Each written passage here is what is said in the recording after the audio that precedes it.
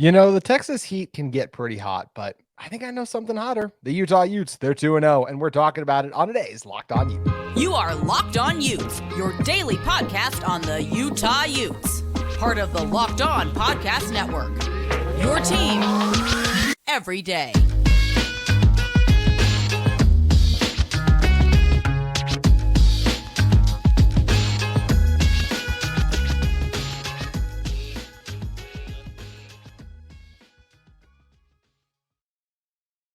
Hello, everyone, and thank you for making Locked On Utes your first listen every single day. We're available on all platforms, including YouTube and wherever you may get your podcast. If this is your first time joining our show, make sure you guys like and subscribe. We'd love to interact with you guys in the comments as well as on social media. You can follow our show at Locked On Utes. Today's episode is brought to you by FanDuel Sportsbook, the official sportsbook of Locked On. You can make every moment more right now because new customers can bet $5 and get $200 in bonus bets guaranteed. Visit FanDuel.com/Locked On to get started.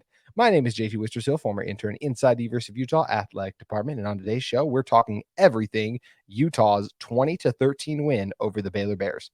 It was a rough offensive performance at the start.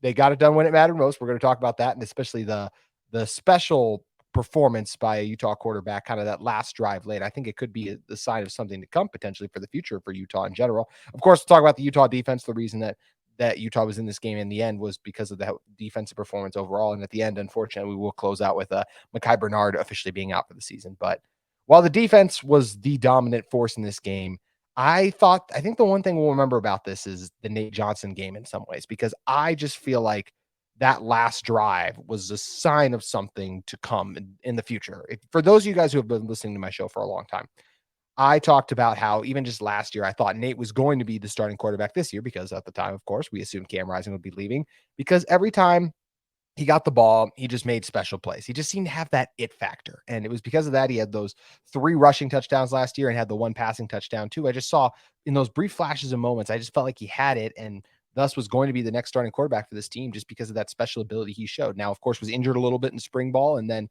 going into fall camp, Bryson and it sounds like Brandon and Nate, they were all in the thick of the competition. Bryson got the nod over Nate, at least initially as the starter for the first 2 games, even though they both played a lot of equal snaps. And look, in this game, Bryson really struggled. And I've been a supporter of Bryson the past couple of weeks too. And I'm a big fan of Nate Johnson for all you know that, but I just felt like last week, I thought that Bryson showed a lot of really promising things. And I felt like that was the right decision. I agree with the coaches having him be the starter for the Baylor game. And it just did not go well for Bryson. He had a rough day. He was pressured a lot, hit a lot. He doesn't do great once he gets roughed up a little bit. That's what happened in the Penn State game. And it was a good decision by Coach Ludwig to make, and Coach Witt. It looked like Coach Witt was saying something to Bryson. So he might have had a role in it as well to roll with Nate Johnson for the rest of the game to close it out for Utah in the fourth quarter. And Nate really rewarded them with that special late drive culminating in the touchdown that allowed Utah to really get back into this game. He did a great job just dissecting the Baylor defense, connecting with Mikey Matthews a lot. We can talk about Mikey Matthews in a second, but just making those winning plays. It was 3rd and 15 or 3rd and 12 when he connected with Matthews over the middle of the field to move the chains on the first one, hit Money Parks rolling out to the right, and of course, showing off the elite speed we know he has with that rushing touchdown too. Nate Johnson, after that performance, powering this Utah team back into this game and helping them get the win. I think he's QB2 now. I think it's officially he is the backup quarterback at the moment. We always knew he was the best athlete in the quarterback room. I believe he's the fastest guy on this team that people have said before. But I think in this game, we saw that he does have the special arm talent too, to be able to make some of those throws on the move, to be able to get it done from inside the pocket. And of course, rolling to the right or just getting out of the pocket, making throws that he's able to do that. So I think Nate Johnson is officially the QB2 on this team now. And once again, I think he's got a really good shot to be the starter next year. Feels like he's past Bryson, and Bryson's done a lot of really good things for this Utah program. But Nate Johnson, I just feel like because of that special dual threat ability, as I mentioned, and just the poise he showed as a passer in this game, I think is past that now. And at this moment should be considered probably the favorite to be Utah's starter next year. Look, Isaac Wilson will have a say in that. Brandon Rose, after spring ball, was ahead of him in the depth chart. So that will be the interesting competition. But Nate Johnson, as it pertains to right now, is QB2. And I was high on Nate going into last year too. And look, like I said, I thought Bryson would be the guy going forward with Nate sprinkled in, of course, because how their skill sets complement each other. But after that performance, that this is Nate Johnson's team until Cam Rising gets back from a quarterback standpoint, of course. But thankfully, Nate didn't have to do it alone, because while Utah was still trying to figure out everything quarterback wise, when it was mostly Bryson with a little bit of Nate sprinkled in through the first 3 quarters, Jaquindon Jackson was always there. He showed up and showed out. 129 rushing yards in this one, was robbed of a rushing touchdown late in this game as well. I know that Utah was still able to score it in regardless, but I cannot stand that holding call on Mokafisi. He had him inside like this. He's driving him back, and the DB kind of gave up and started to flail his arms a little bit, and they threw the flag. I did not agree. I thought in general, I did not like the flags, and I will get to the pass interference call. I promise I'm going to discuss that too, but I really didn't like the holding calls. I felt like there were a lot of them that were weak.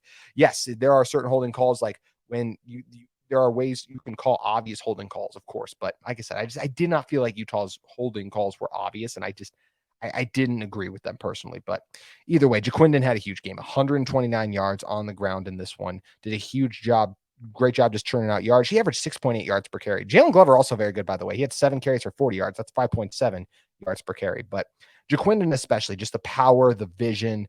We saw him break that one big run off. We know he's a special player. We saw the flashes last year, and he showed why in this game. The Utah offense really struggled to get the ball through the air for most of the game in general until Nate kind of had that last strong drive, and it was really dependent on the ground game, and Jaquindon really stepped up. And I felt like anytime the offensive line gave him a hole, he was able to maximize it. And even a couple times when blocks weren't holding up, he would turn what for a normal running back would probably be a loss of a yard into like a 2-yard gain, even, because he has that special ability to make guys miss. So I was really impressed with what we saw from Jaquindon Jackson, who is right now the best overall player. Satao Laumea at right tackle, even though he got called for a holding penalty in this game too. Satao Laumea is probably the best overall player, but the best skill position player right now on this Utah offense has to be considered Jaquindon Jackson. But got to give a lot of love to Jalen Glover too, as I mentioned. I thought he did a really good job, and I do like that. I like scoring the touchdown there. This is where you can have the analytics debate about what is better, like if he just downs it there and we wait it out and then kick the field goal. When you have an opportunity to score, I like to score.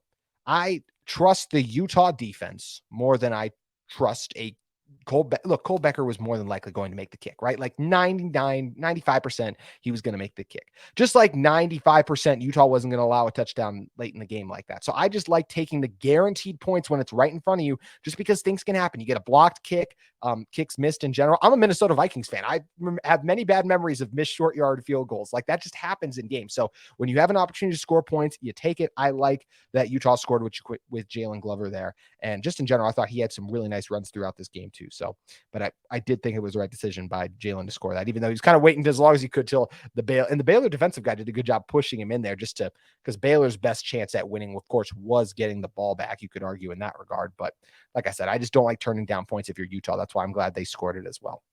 As it pertains for the offense, last shout out really want to give is Mikey Matthews, just those 4 catches for 48 yards. And he had 3 of his 4 catches on that last drive.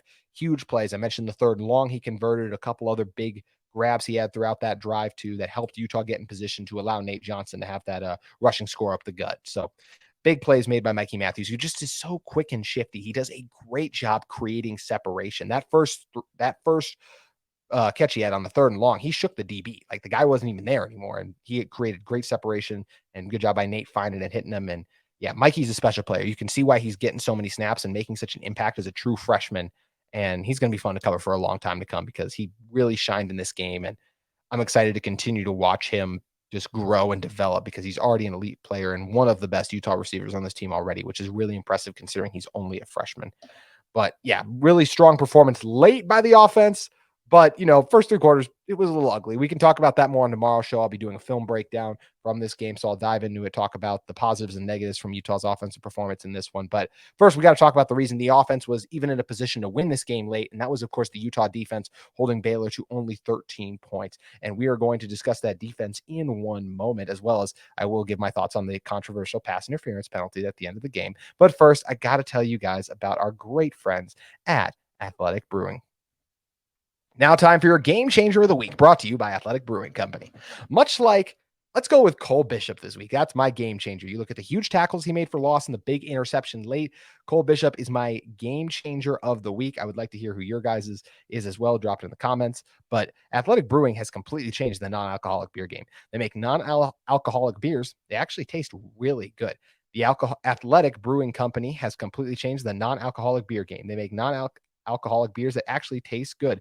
Their brews are great tasting and award-winning, and they beat out full-strengthened beers in global competition. They brew over 50 style crafts of non-alcoholic beers, including IPAs, golden sours, and so much more. They're constantly releasing limited edition experimental styles to add to their variety. They're fit for all times. You can drink them watching the big game, going to your kids' games as well, just working out, going to work in general. Athletic Brewing Co. is fit for all occasions. And with Athletic Brewing Co. too, there's no hangovers ever. So you can find Athletic Brewing Co.'s non-alcoholic beers at a store near you or buy online at athleticbrewing.com. First-time consumers can use code Locked On to get 50% off your first online order. That's code LOCKEDON at checkout for 15% off at athleticbrewing.com. Near beer, exclusions and conditions apply. Athletic Brewing Company, fit for all times. Also, want to tell you guys a little bit about one of our other great sponsors in UCCU. And with UCCU, they got a great thing going on called Learn and Earn, the UCCU mobile banking app that pays your entire family to learn about money. Kids look to parents to become more financially literate. Parents don't always know the answers. Learn and Earn breaks down financial topics into fun, bite-sized educational games like quizzes and trivia. Every time a family member completes a topic, they can earn points that occur and can be redeemed for gift cards to stores like Amazon, Apple, Sephora, Walmart, Nike, and so much more. There is age-appropriate content for every member of the family who can compete against each other and track their progress on leaderboards. Learn and Earn is inside the UCCU mobile banking app, so play it anytime, anywhere. The more you play, the more you learn, and the more you learn, the more you earn. Learn and Earn, part of UCCU's award-winning Be Money Smart Youth Banking Program, helping kids, teens, and parents have fun while becoming more financially literate together. UCCU, love where you bank. Alrighty, let's talk about this Utah defense. What a performance once again. Yes, in the first half, they got ran on a little bit. Those third and 10 longs, especially. I can only imagine what your guys' reactions were to those. I know mine were pretty frustrated as well. So difficult to see those. Give the Baylor receivers some credit. Made a couple of nice grabs in the first half too overall. But man, this Utah defense was dominant in the second half. They only allowed 117 yards in total in the second half. They allowed just 25 rushing yards. Once again, this is a Baylor team that on two separate occasions on third and long, which I believe one was 3rd and 8 and the other I think was like 3rd and 12, they ran it and moved the chains. Like literally those two runs alone is good for 20 something yards. And just in general in the second half, Utah only allowed 25 rushing yards. Really great stuff from the Utah front seven. And they only allowed 92 passing yards, with 47 of those coming on that big final pass play overall. So, and speaking of that big final play, yes, really unfortunate by Miles Battle right there. And I need to go back and watch the film. Of course, I'm sure there were maybe a safety could have been over top to knock it away, but it looked like Battle was in a good position to make the stop, but just was one of those things where he just made a poor read on the ball in that situation. That's something I'm not worried about in the future. I think next time going forward, he'll flow back a little bit further and make sure he gets a hand on it, because obviously that was nearly a disaster for this team, but they were able to make the stop. And of course, because he did push the Baylor player out of bounds, it did set up the final attempt. Utah sent a blitz, and just lofting it up that time was Sawyer Robertson, who Utah did a very good job picking off twice in this game. And look, there was a controversial non-called pass interference, I guess, when you look at it. And honestly, the way I feel about that is, was it pass interference? It probably was pass interference. If you look at it, he hindered the receiver from getting the ball. But here's the thing. That no call is actually consistent with how officials call that at the very end of the game. At any other point in the game, that would have been a pass interference call. As my dog Thor says hi to everyone in the background for those of you watching on YouTube. But as I mentioned, though that pass interference at any other point in the game is probably called, right? His hand was over the receiver's hand. There was a lot of contact there. And any other point in the game, that is called. But as it specifically pertains to this game, and like I said, in the final two, in the way the situation was last play of the game like that, that is how these situations are called.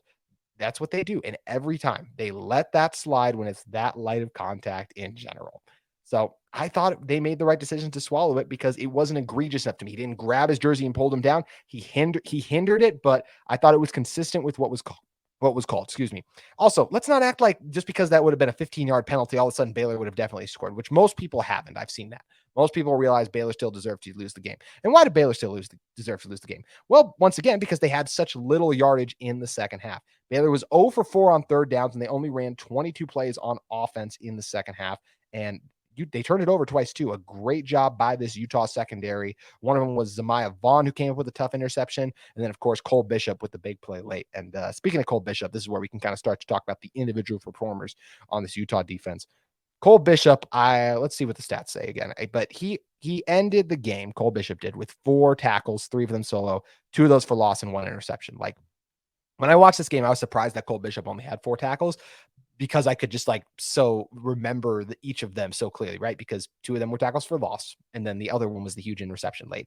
His impact, he just makes great tackles in space. He does a good job taking things away on the back end, made the timely interception, as we already discussed. So Cole Bishop always does, just such a clutch defender for this Utah team. Always comes up most when they need it.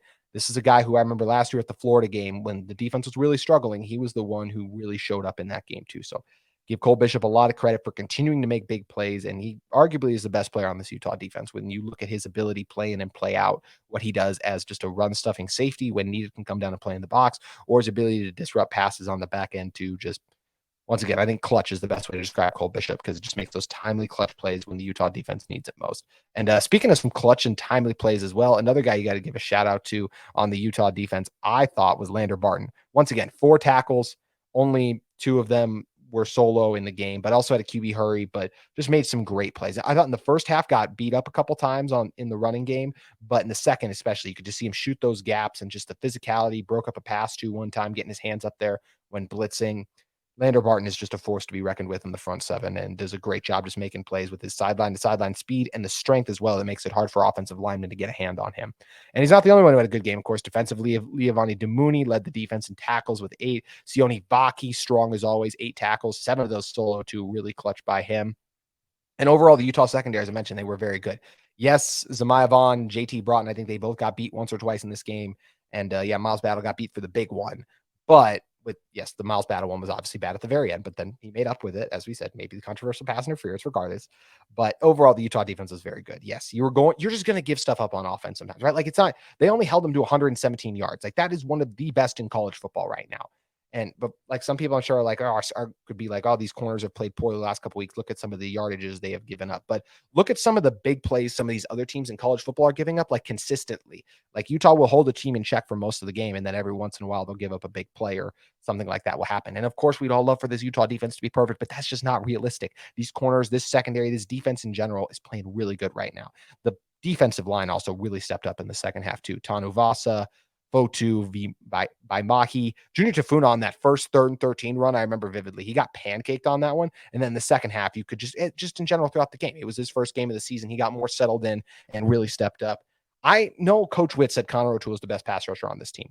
I want to wait and see it to believe it, because Jonah Ellis is special. I know he didn't get a sack in this game, but he continues to get back and just force those quick throws and make things happen. I'm a big Jonah Ellis fan. Thought he played another really good game. Not as dominant as the Florida one, of course, but a very solid game by Jonah Ellis overall. So yeah, just another great performance by this Utah defense. They helped. The offense struggled and the defense needed to step up. And yeah, they got gashed on the running game a little bit, but when it mattered most, they stepped up. They were put in a couple of tough situations at different points, and they even got ran on, as we mentioned, gave us some plays. But the second half adjustments by Morgan Scally, you got to give him a lot of credit. And his defense showed up and showed out. Only 117 yards in the second half once again, and 0 for 4 on 3rd down. And the big stop late still. The game ended up where Utah needed to make a play late, and they were able to make it.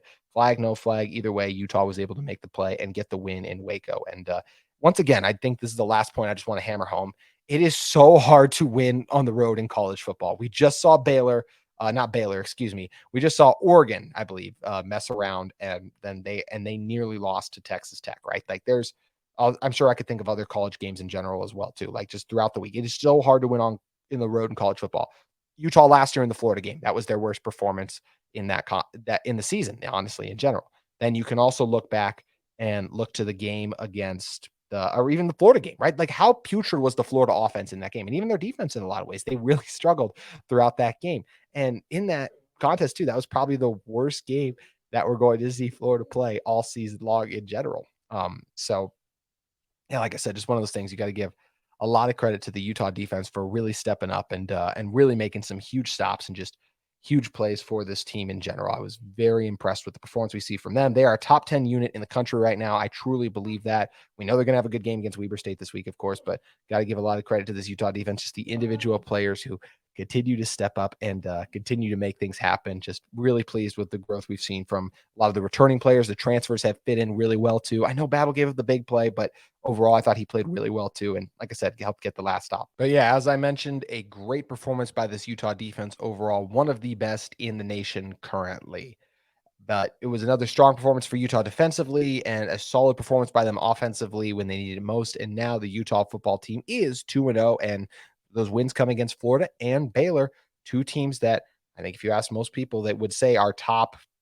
Florida's probably top 7 SEC program. Baylor is a top 5, was a top 5 program in the Big 12. They're obviously not trending in the greatest direction right now, but either way, two really strong wins for Utah to begin the season for them. So yeah, we'll be breaking down the film on tomorrow's episode of Locked On Utes. But before we do end this episode, I do want to talk about Makai Bernard's injury, unfortunately. But before we do that, we are going to talk to you about our great friends at FanDuel. You can get ready for the NFL season, which has been here, and it's incredible offers from FanDuel on America's #1 sportsbook.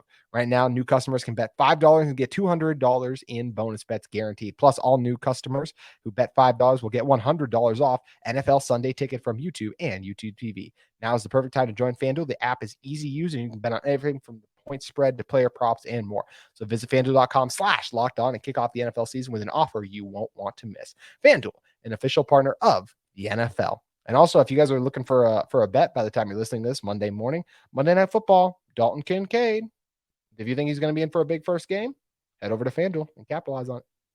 All righty, to close this one out, got to end with a downer, unfortunately.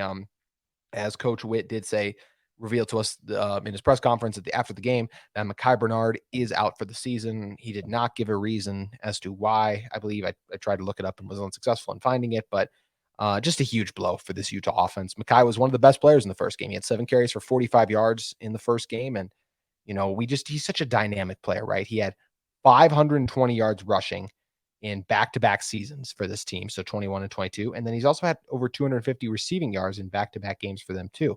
And even just last year, he had 314 receiving yards. And you're also talking about a guy who is the security blanket for this team on third down. He can leak out of the backfield, make plays, even line up a little bit in the slot and make things happen because he's that dynamic of a route runner. And he was by far Utah's best pass protecting block. And there were a couple times in this game where Utah really could have used that. There were a number of plays where it's like, oh, maybe Makai could offer them something out of the backfield or just do what he does. But especially I felt like they missed him as a pass blocking back because that's just what he was the best at this team by far. And there were a couple times pressure broke in because of Jaquindon. One time in particular I can remember, and I'll look at it more in the film tomorrow. As I mentioned, just couldn't get it blocked up front. So either way, this is one of those things where it's really tough for Utah going forward. This is just, it really hurts when you have one of your best players missing. We've talked about it before. Utah's very deep at running back, but Makai's skill set is just hard to replace in general. And this is a huge blow for the Utah offense, missing their guy who is their best receiving back, their best pass protecting back.